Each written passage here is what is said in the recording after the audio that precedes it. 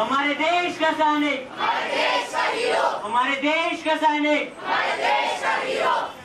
भारत माता की, भारत माता की, वंदे वंदे।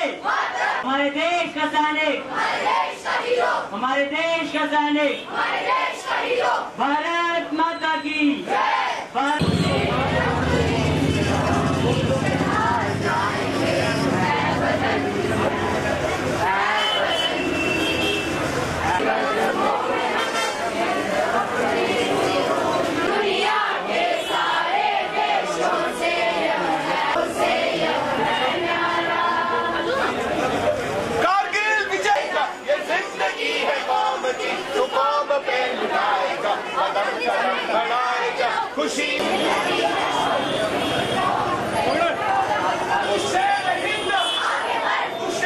मेजर उमाकांत शर्मा पूर्व सैनिक सेवा परिषद की तरफ से हमने यहाँ एक कार्यक्रम आयोजित किया है। आज ये कारगिल में जो हमारे जवान शहीद हुए थे उनको श्रद्धांजलि देने के लिए, और इस कार्यक्रम में अलग अलग जो हैं तरह के लोग आए, बच्चे आए, हमारे एडमिनिस्ट्रेशन के लोग आए और उन्होंने श्रद्धांजलि दी।